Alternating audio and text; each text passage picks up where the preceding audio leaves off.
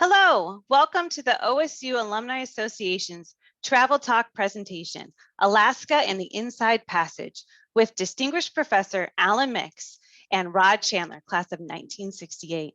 I am Kate Sanders and the Director for Alumni Programs and Alumni Group Travel. Some of you viewing today have traveled with us in the past and some are new to the program. Welcome. Our travel program has been around for over 30 years, providing group tour options for our alumni and friends of the university. We offer both exclusive departures and trips with a mix of OSU alumni and others from partnering institutions, such as USC, University of Washington, and others. Every year, we select between 30 to 40 tours from a variety of well-established, well-respected travel providers and promote them to our community. When tours sell well, a professor or university leader or even alumni association representative joins the tour. They provide additional educational content about the destination and the university. Not only is the bond with the university strengthened by sending a host, but they also assist with tour logistics and help ensure you have a great time. Just 2 weeks ago, we had another great Travel Talk presentation on the gorilla trek in Uganda. If you are interested in learning more, I'll put a link in chat and you can view the recorded presentation. We only have 4 spots left on that trip, so something to keep in mind.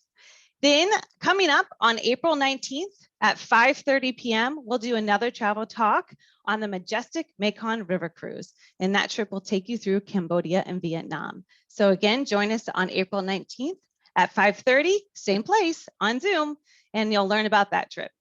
We're working on another exciting travel talk that's going to come in June, and you'll hear more about it in my travel newsletter, and we'll also post it on our travel calendar. So save the date, should be beginning of June. Details are just being formed, but it's going to be really interesting. If you would like to view any of these webcasts, please visit fororegonstate.org/travel talks. The recordings are linked at the bottom. This program is too being recorded and will be posted online in the next few days. You will receive an email with a link to the recording, and you'll also be the first to receive the trip details and itinerary for the 2023 Alaska departure. We haven't advertised it yet, and you're going to be the first to receive that. So if you're interested in taking this tour, summer 2023, be sure to check that email. I'll post it online as well, but I want to give you the sneak peek. So about tonight's presentation. Today, we'll talk with the distinguished professor of Earth, Oceans, and Atmospheric Sciences, Alan Mix, and traveler and photographer, Rod Chandler. Alan is an oceanographer and paleoclimatologist. He generated more than 340 publications and more than 30,000 citations, and is one of the world's leading paleoclimatologists. Alan views the world not only as today, but as it was thousands of years ago. This helps us understand what forces that were at work way back when and what it might mean for the future as our climate continues to change. He is one of the pioneers studying these tipping points in which global change might accelerate. Recently, he served as the lead author on the Intergovernmental Panel on Climate Change 6th Assessment Report. Alan joined our alumni group tour to the Inside Passage in 2016 with a group of OSU travelers, including Rod Chandler, his co-presenter. Rod is a 1968 graduate of OSU. Right, he began his career in television at KOMO TV in Seattle. In 1974, he was elected to the Washington State House of Representatives, where he served for 8 years. In 1982, he's elected to the United States House of Representatives and served in Congress for 10 years. He has also been a teacher and a political consultant. Rod is an accomplished award-winning amateur photographer.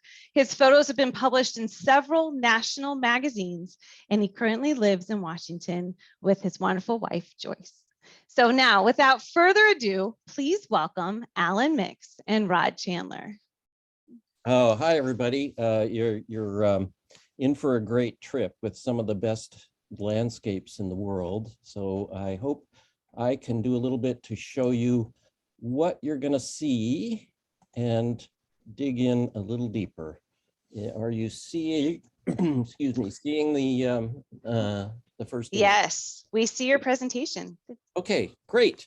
Well, what I'd like to do today is give you a little preview of what you're going to see, and dig a little bit deeper than that into what you might see behind what you might see from the perspective of a scientist who studies these systems.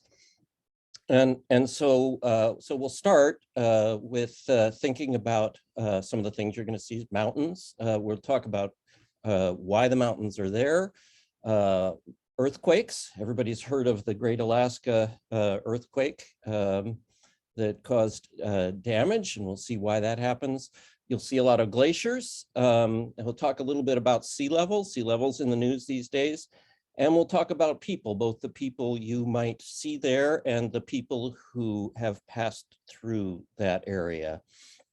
And throughout this, again, my theme will be homework for you while you're on the trip to look at what you're seeing and think about what may cause it, why those things look the way they do. I'll start.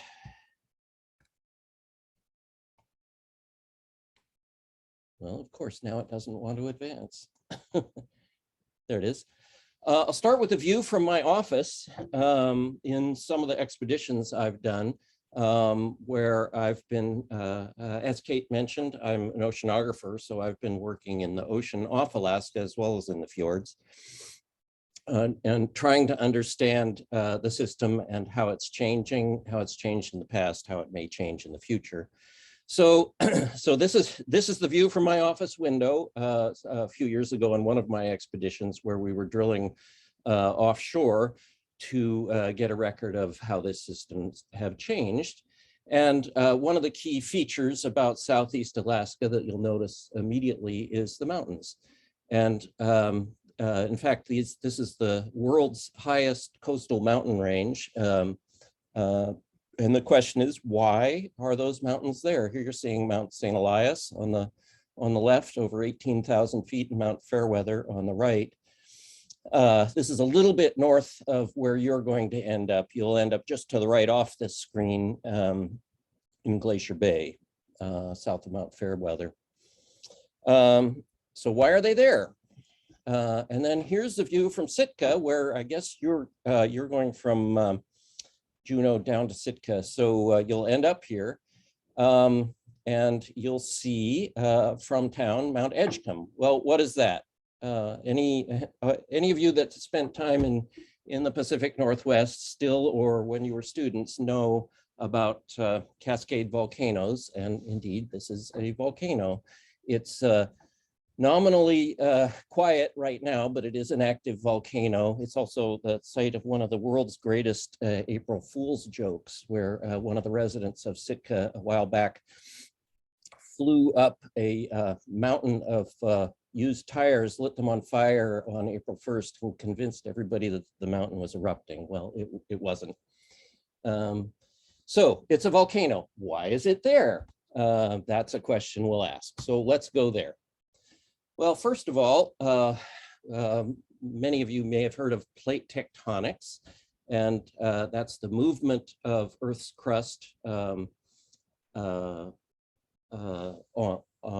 the surface of the Earth, and the plates are moving around and colliding with each other. And in this case, the Pacific Ocean crust, the Pacific plate that you can see here on the right side, is running into Alaska and going underneath. So it's moving generally northward and smashing into Alaska and diving back down into the depths of the Earth.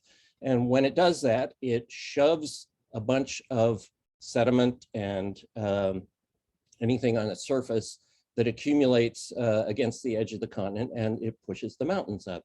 And as it gets deeper, it melts and it forms volcanoes. So that's what's going on in Alaska. It's one of the most tectonically active places on Earth. It's got one of the fastest plate convergence motions on Earth. And so, indeed, that's why the mountains are there. Let's look at that a little bit deeper. and see what's moving. Here you can see the Pacific Ocean. This is the Gulf of Alaska. And you can see the convergence rate of the movement of the Pacific plate relative to the North American plate. And it's moving straight into the Aleutian arc here. That's where most of the volcanoes are. And all of this is moving along a big fault here called the Queen Charlotte Fault that moves inward and becomes the Fairweather Fault. And then another fault behind it called the Denali Fault that ends up at Denali, Mount McKinley. And so all of this is colliding together. And then you can see a funny little piece here called Yakutat. Well, Yakutat is a block of crust. It's underwater right now. The amazing thing about it is it's a slice of Oregon. It's known in Oregon as the Silesia terrain, named after the Siletz River, just west of Corvallis here.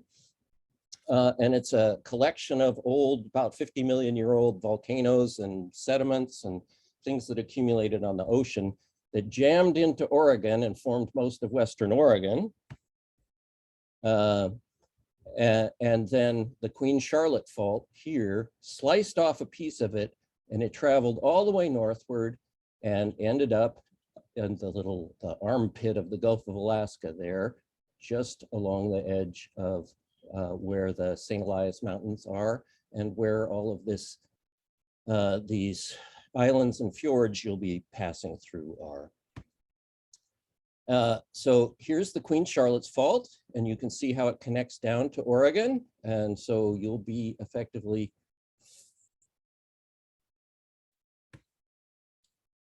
don't know why it wants to do that. You'll be flying over it as you head up to Alaska. And that's where that little piece of Oregon slid northward and jammed into coastal Alaska and got stuck. So here it is again. It's this red block. It's a slice of Oregon that's stuck, trying to go down underneath Alaska, but it's too big to go down. So it sort of gets stuck in the throat and it's pushing the mountains up. Slices of that too are off in the area where you'll be traveling. There it's called the Alexander terrain. And so you can think of this whole system like a deck of cards between your hands. And as you move the deck of cards, the whole thing shears. And that's what's happening in Southeast Alaska. There's faults all over the place that are shearing off pieces of the crust. And that's what's forming the various mountain ridges. So here's some of your homework to find the faults. And one thing you'll notice that nature doesn't tend to like to make straight lines. Where you see a straight line, something's going on. And one of the biggest straight lines you'll see is Chatham Strait, going up all the way to, it's called Lynn Canal up north, and going up to Haines and Skagway.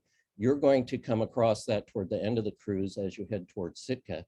Well, that's the Chatham Strait Fault. And that's one of these sheared deck of cards that's splaying off the Queen Charlotte Fault and making a weak zone here, which then later the glaciers occupied and carved out.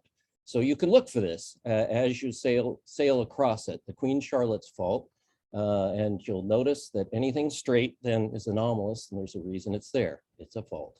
And that eventually becomes the Denali Fault that ends up at Mount McKinley. Okay, glaciers.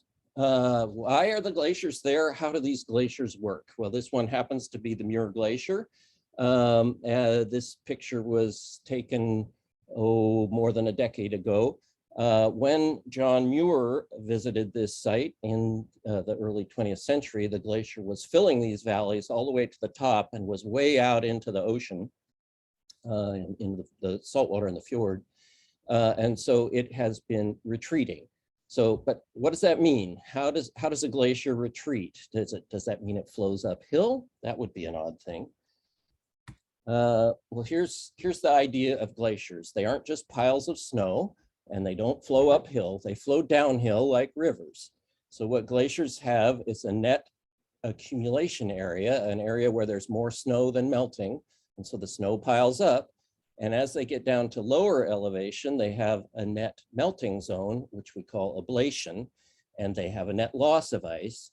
But if they're going to stay in one place, the ice has to flow from where it's accumulating to where it melts. And so that's the glacier flow, and that's what carves out the valleys. So if a glacier is constant, we would refer to that as steady state. Now, when we refer to a glacier retreating, that doesn't mean it reverses flow and goes uphill. It just means that the melting is happening more than the snow that feeds it. So you can think of that like your checking account. If you put deposits into your checking account and you don't withdraw it, well, the account grows, it gets bigger.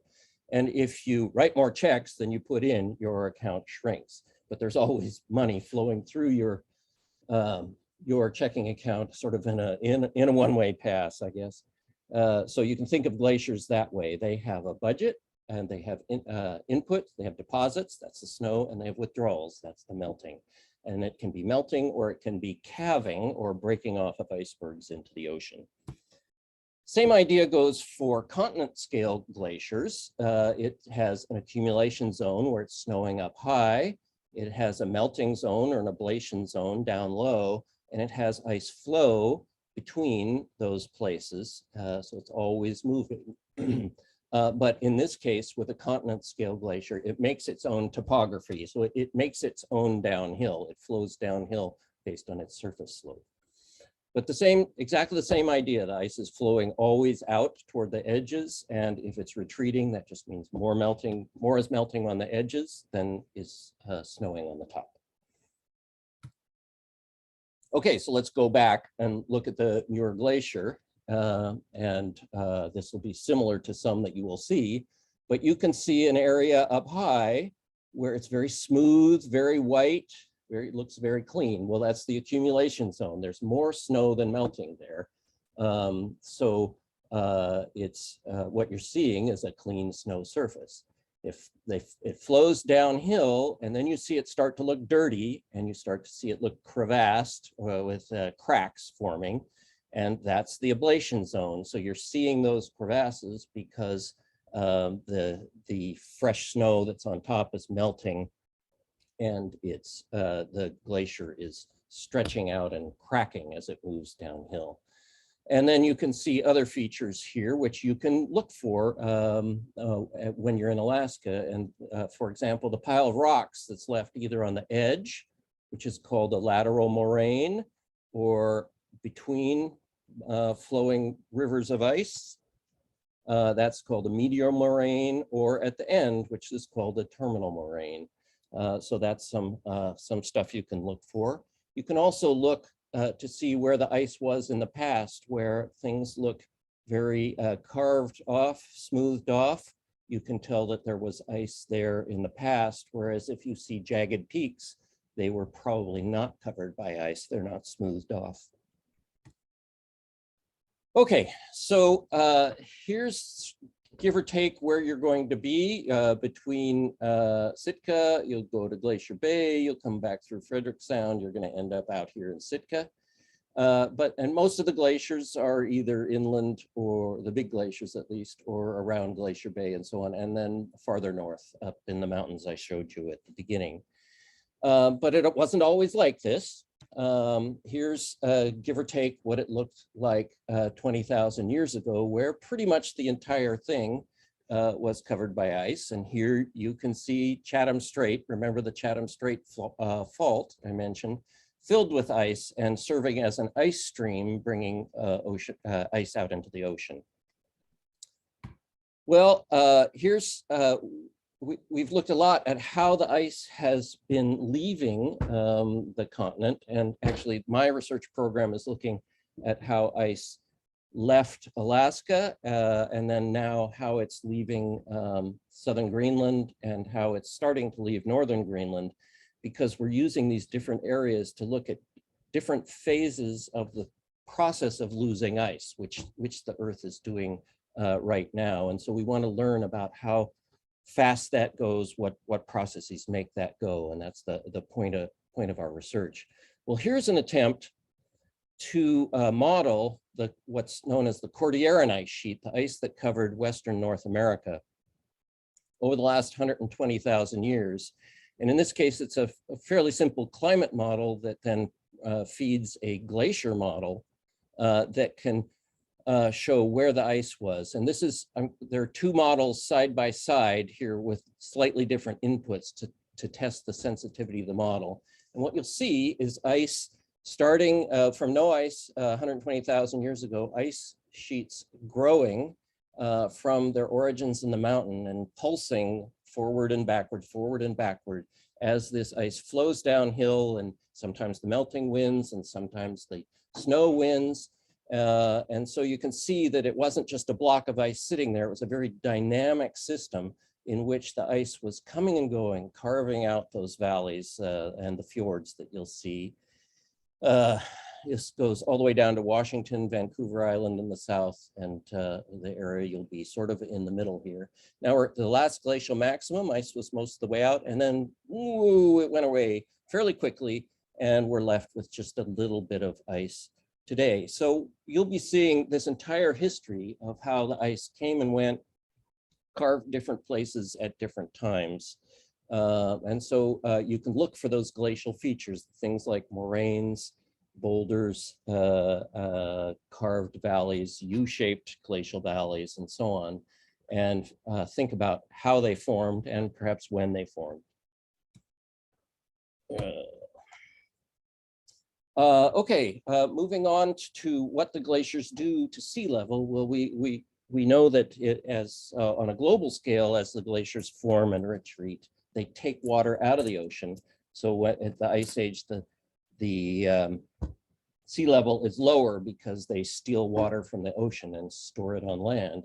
But there's another feature going on with sea level, and you can see some of this, is when the ice occupies a place, it's heavy. It's maybe thousands of meters thick, and it's so heavy it suppresses Earth's crust.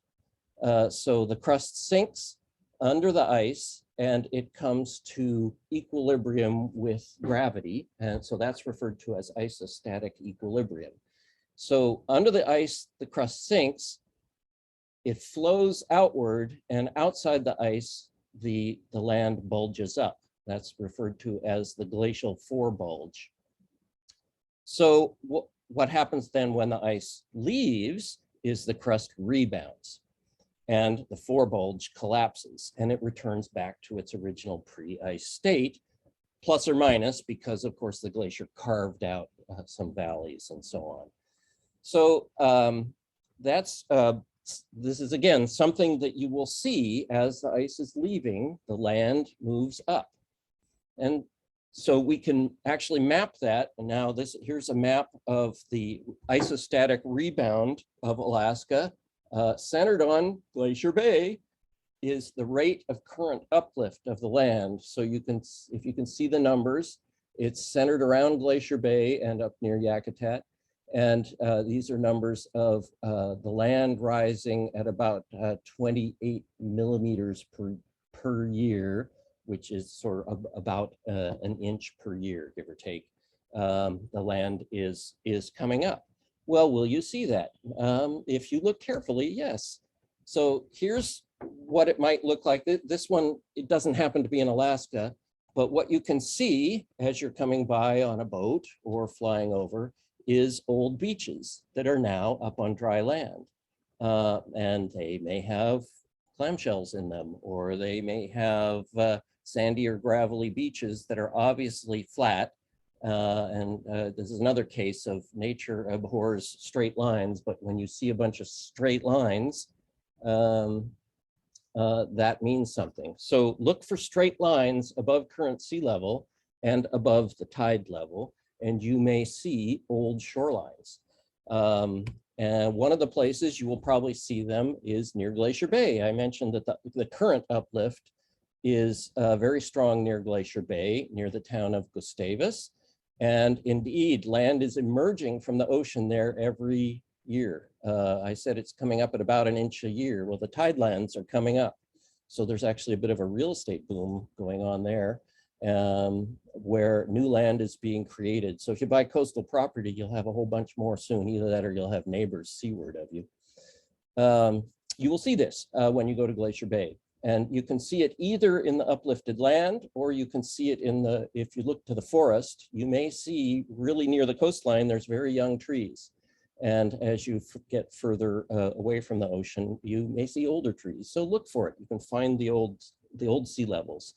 As you're further south, and this part near Gustavus is very recent. It's about very recent ice loss.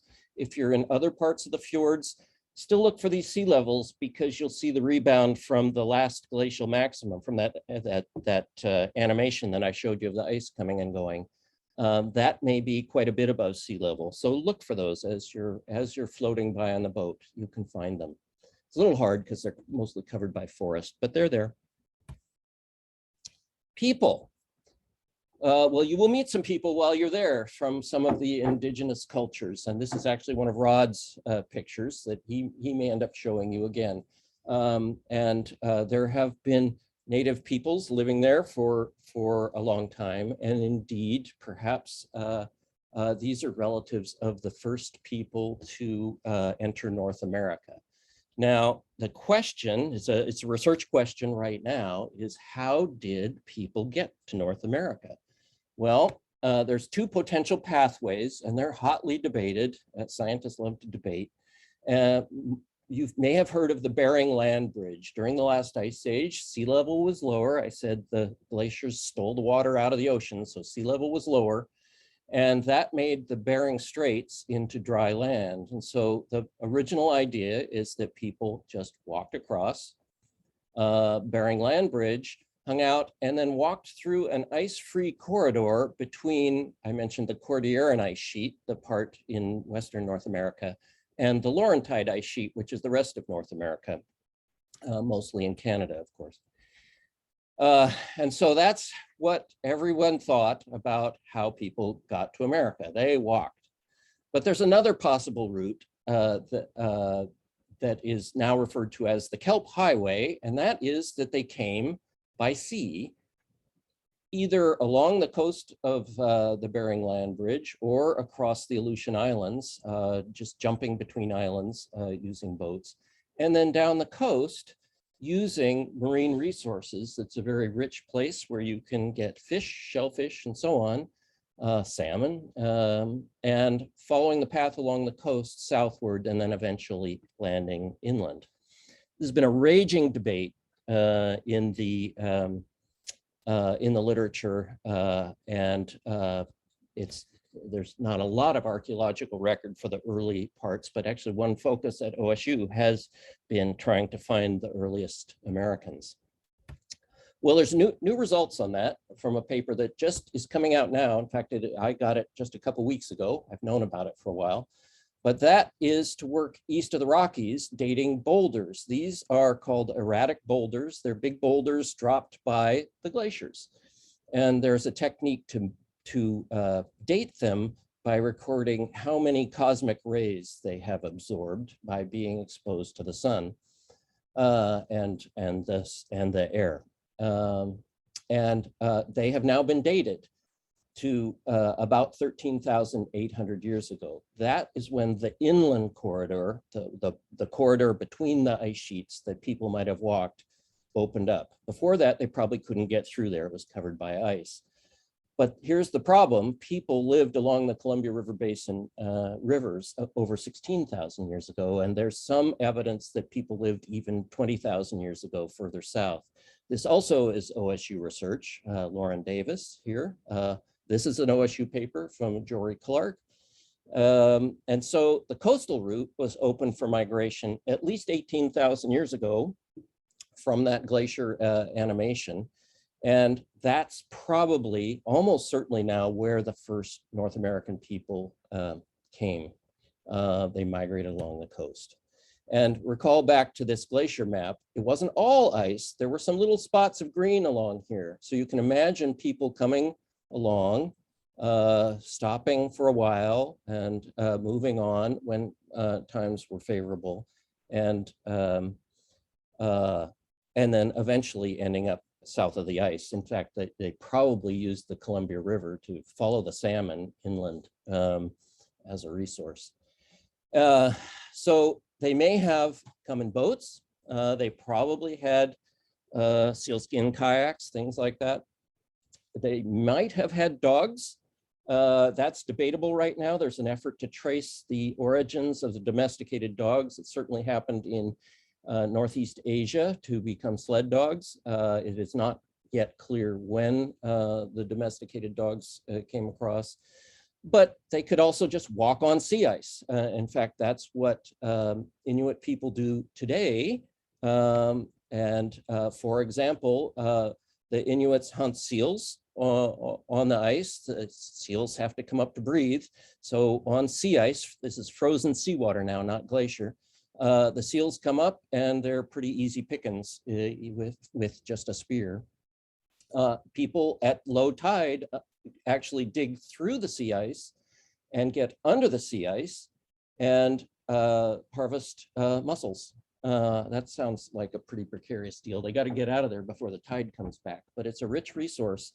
And so you can imagine that sea ice along the coast, which may have existed, was not necessarily an impediment to travel. It may have actually been a benefit to travel as a relatively flat surface to move. So this is probably how people came to North America, is along the coast of Alaska. And indeed, Sitka, the Sitka area itself, is one of those places. In fact, one of our sediment cores shows that during this time, Sitka Sound was actually a lake rather than saltwater because of that glacial forebulge, the land uplifting on the edge of the glacier. So here's the summary. And again, I hope when you see all these wonderful landscapes up there, you'll think about them and think about why they are the way they are. And so it's mountains. You can think about the uplift from these tectonic plate collisions and the splay faults coming off, like the deck of cards shearing through Southeast Alaska. Earthquakes, of course, all those faults are forming earthquakes. The Chatham Strait actually is not very active right now. It looks like that was an active fault, and the faulting has jumped offshore as things reorient a little bit. But it's there as a straight line. The glaciers, thinking about how they accumulate, how they flow, how they melt or ablate down below, and that retreat is like this checking account issue of what's coming in and what's going out. Sea level, watch for those old sea levels that are up above the modern sea level. Again, that's isostatic rebound. And if you can map how tall those, how high those old sea levels are, you actually know how much ice was there based on how much weight load was on the land. More weight, it pops up further. And people, you will be walking on the ground as some of the first Americans, and that's actually pretty exciting. You may meet some of their relatives, so look for evidence. If you find the magic archaeological site from 16,000 years ago, you will definitely win a medal. That's it. Thanks very much. I hope this was informative, and glad I see there are a few questions. And just looking at the chat, yes, there is a source to the animation. I will make sure Kate gets that and she can distribute it. You can download it yourself to your computer.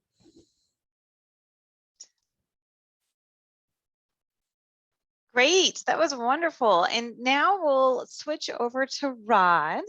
Rod, do you want to turn on your camera and unmute yourself? There we go. There you go. And now we'll be able to see some of these great pictures that Rod took on this trip with Alan. Take it away. Alan was a real, oh boy. Well, you're going to have to see a picture of a skunk cabbage until we can move beyond it.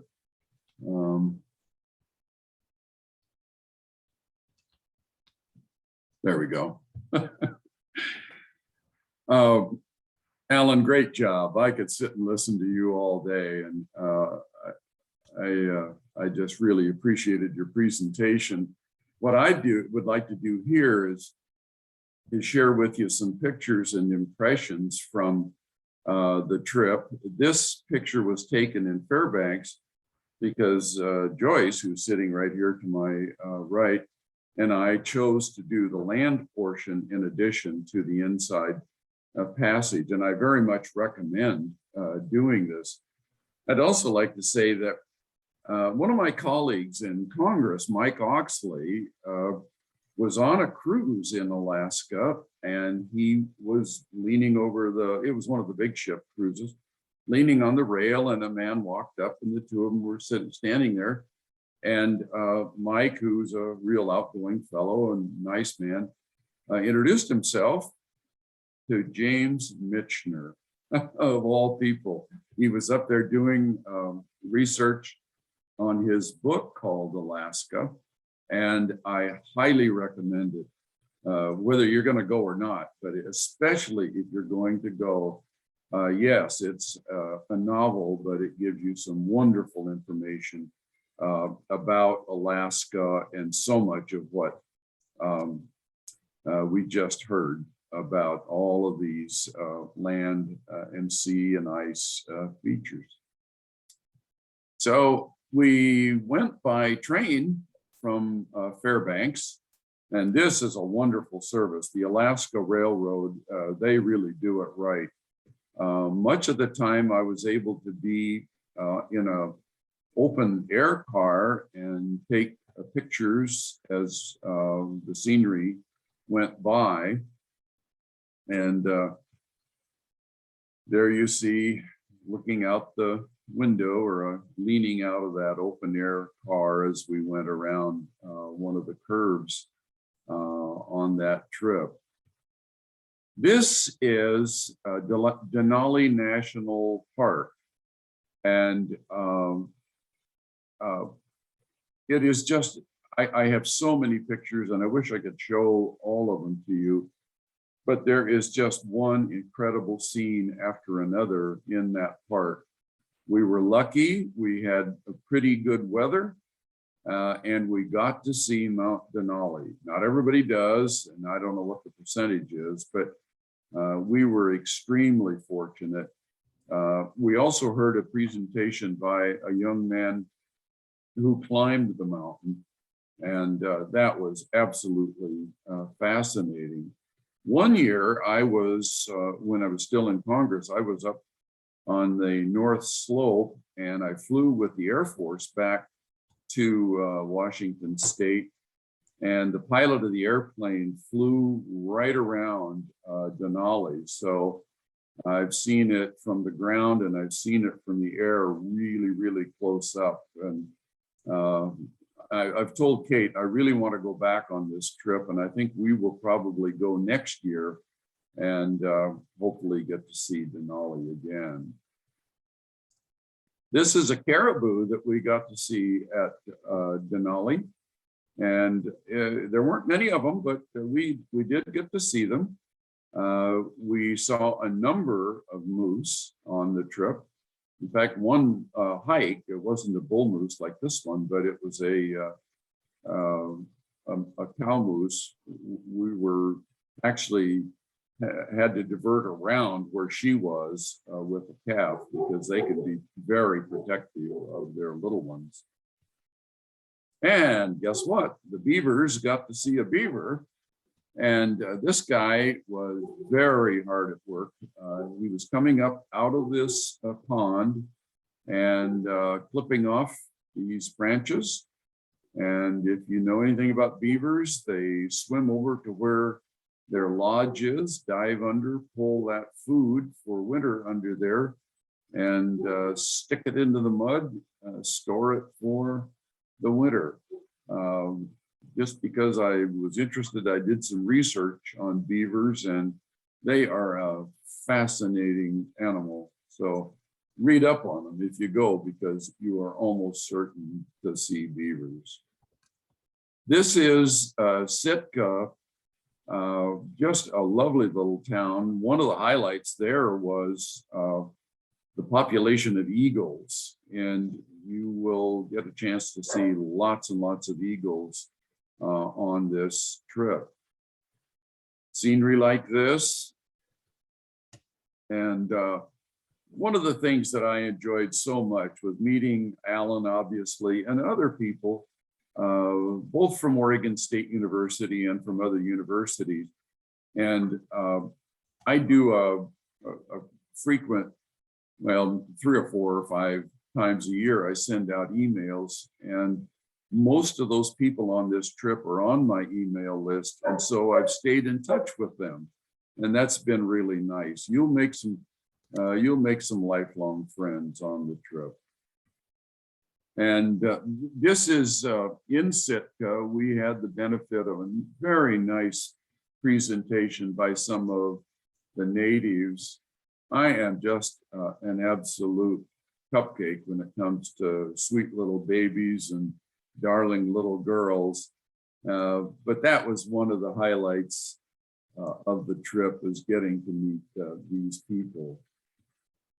We also got to do some hiking. That's Alan in the orange jacket. Sorry, Alan, I happened to catch you at a bad time there, swatting a skeeter or something. But there are a number of opportunities to get off the boat and get out and go for a walk. And we did that a number of times. And of course, we were right at sea level, and it was, on that particular hike, it was quite level.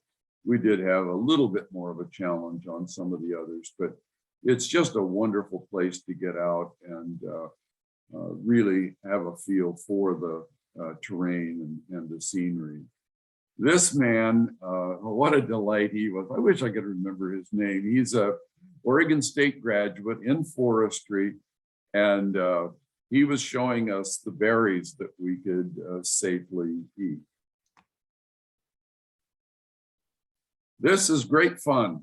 I had been in a kayak a couple times, so this was pretty new to me, but we really had a lot of fun on a couple of, maybe 3 occasions of being able to go out on kayak trips. And there's Alan heading out on his trip. Excuse me. This is in the Tracy Arm. You'll see a number of waterfalls like this one. This is, I thought I wrote that down. Oh, Petersburg. And kind of a little bit of a junky looking place. The tide was in, but I just liked the ambiance of that particular picture. Now, here you see humpback whales. And I will tell you this, the operators of the vessel did everything they could to give us the experience of seeing whales and see them feeding as they were here.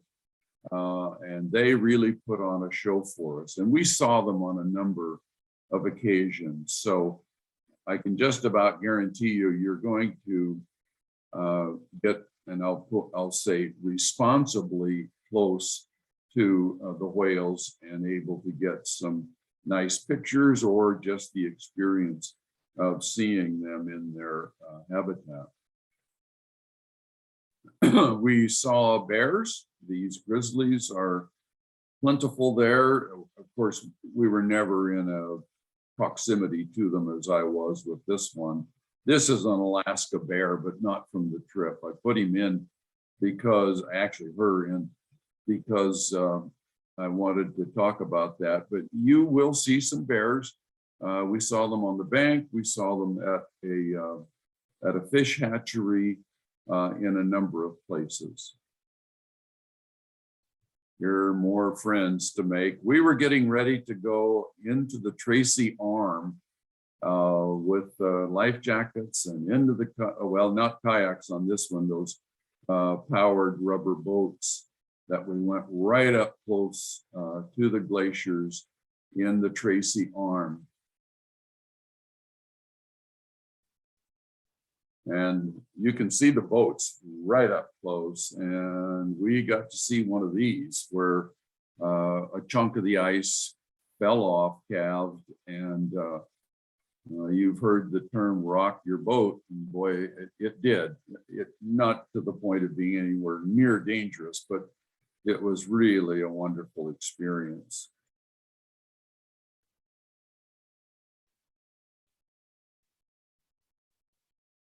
Orcas, lots and lots of orcas. We got to see them on a number of occasions, and I was right there.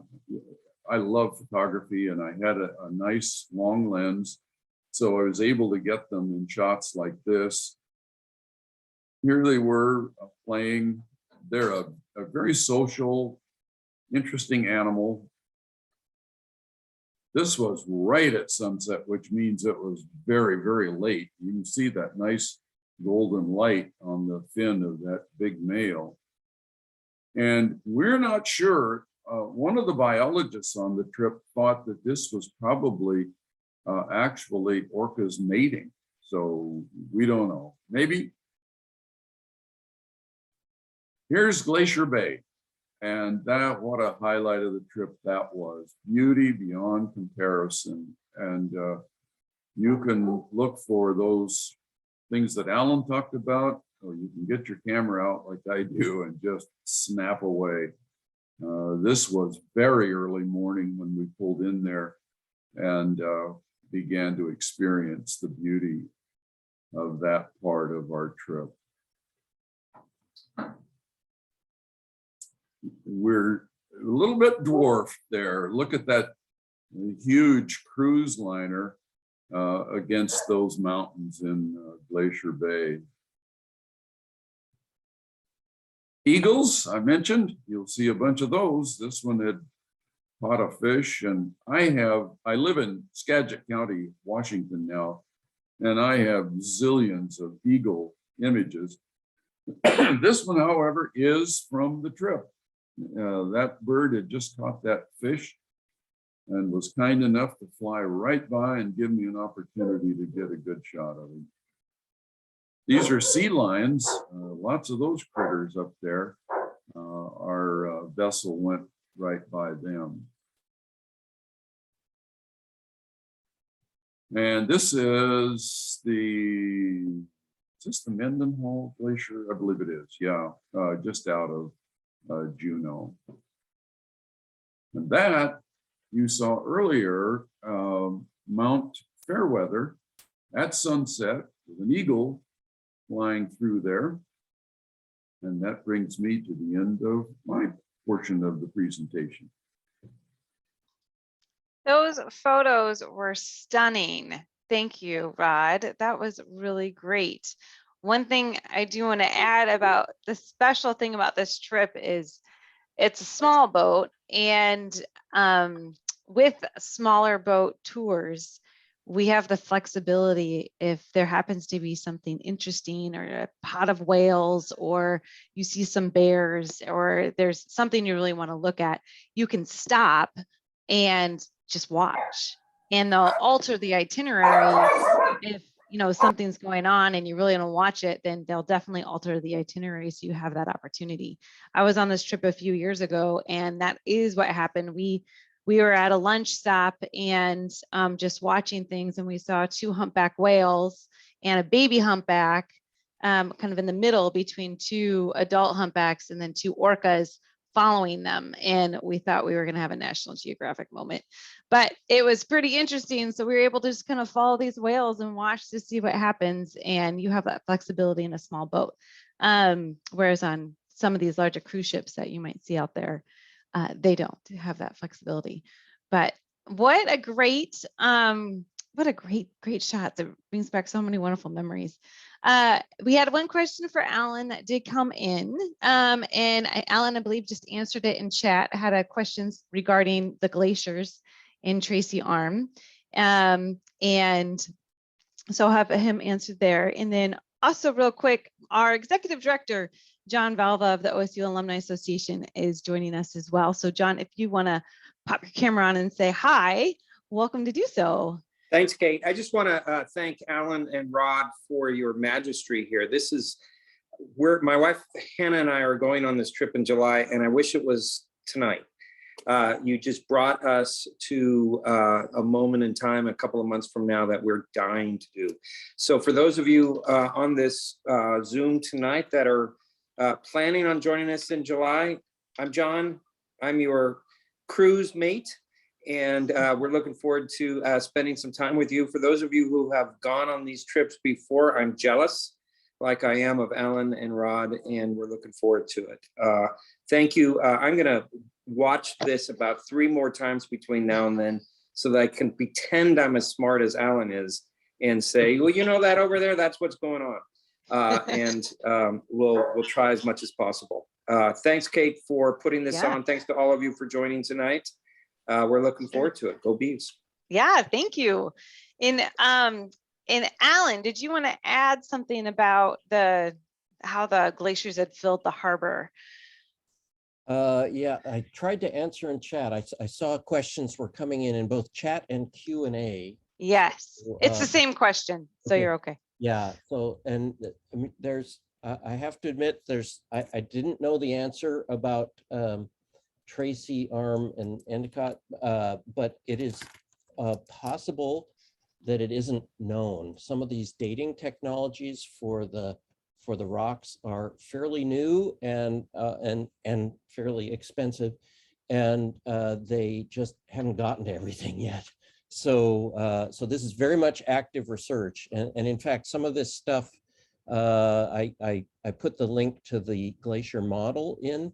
That model is just being tested right now. And indeed, parts of it are wrong. And some of our work is showing some of the dynamics. That's why we're working offshore, with the question being, how fast can those glaciers come and go? And we're measuring that by looking at the sediments that accumulate offshore. So there are lots of questions for which the answer is going to be, I don't know. And the reason is because it's not known. So, and there's also stuff I don't know, just that is known. That's great. We had one question about what's the limit of the number of people on the tour. So we, I will say on this departure, this coming summer, we have about 24 Oregon Staters going. The boat, I will be honest, I have to refresh my memory on how many cabins that the boat has, but it's under 100 if I remember right. So the numbers are not huge. And next summer, we are also sharing the departure with a couple other schools. So I imagine that we will have around, depending on how many people want to go, but usually we are around 20 or so folks that end up on this trip. It tends to be a pretty popular one. But it is a smaller boat, and I believe total capacity is under 100 travelers. At least if I remember right, it felt small, so it was nice. Yeah. If there's any other questions for Alan or for Rod, feel free to type them in. And I don't see many more. So I think you two just did a great job describing everything, which is wonderful.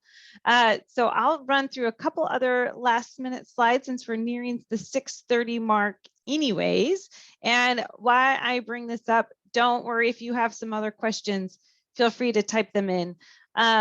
But I did want to just remind folks before you head out traveling to check these websites before you go. I mean, things are a lot better than they were even 6 months ago, but wherever you're going, you want to pay attention to what the local travel pandemic restrictions are. Quick question came in, and yes, you will have access to this recording. I will email it out to everyone who registered for the talk.